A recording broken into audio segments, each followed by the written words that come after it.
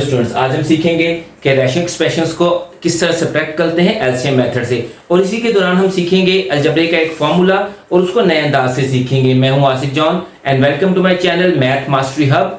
और हम स्टार्ट करते हैं एक्सरसाइज 4.1 क्वेश्चन नंबर 5 को। तो स्टूडेंट्स, ये एक रैशनल एक्सप्रेशंस दिए हुए हैं और ये रैशनल एक्सप्रेशंस को किस तरीके से सॉल्व करना है। तो हम क्या करेंगे, पहले दो जो एक्सप्रेशंस हैं इनका एलसीएम लेंगे, इनके डिनोमिनेटर का एलसीएम लेंगे, क्योंकि ये दोनों डिनोमिनेटर जो है एक दूसरे के फैक्टर नहीं है, तो एलसीएम यही आ जाएगा। इसको मैं आपको आसान करके भी समझाता हूं। तो फ्रैक्शंस लेते हैं 3/5 और 9/2।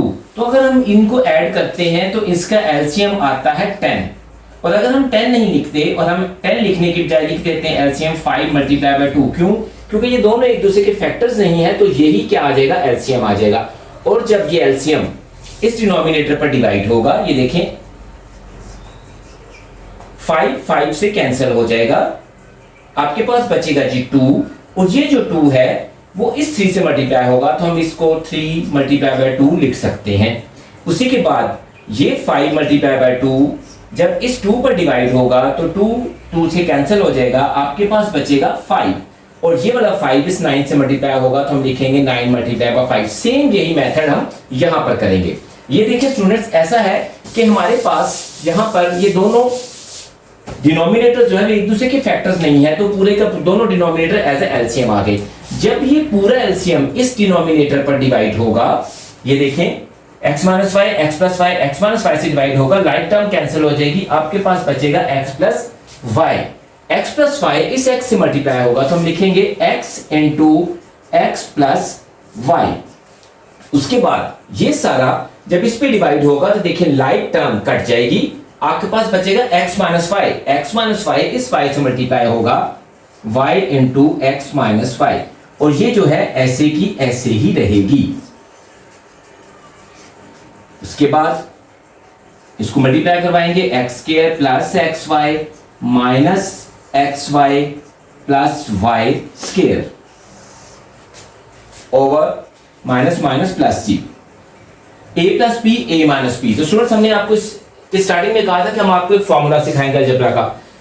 अलजेब्रा का फॉर्मूला है a + b a - b a² - b²। तो स्टूडेंट्स, ये किस तरह हम आसानी से समझ सकते हैं कि अगर पहली वाली वैल्यू जो है वो पहली के इक्वल हो, पहली वाली वैल्यू देखिए पहली के इक्वल है, दूसरी वाली वैल्यू दूसरी की इक्वल है, एक में क्या हो, प्लस हो, एक में माइनस हो, तो हम इसको पढ़ेंगे a + b a - b। क्या करेंगे, माइनस वाली थोड़े से फासले से लिखेंगे और दोनों पर अलग-अलग से स्क्वायर डाल देंगे और फिर उन स्क्वायर्स को सॉल्व कर लेंगे। तो हम आसानी से समझ सकते हैं इसको, a + b a - b a² - b²।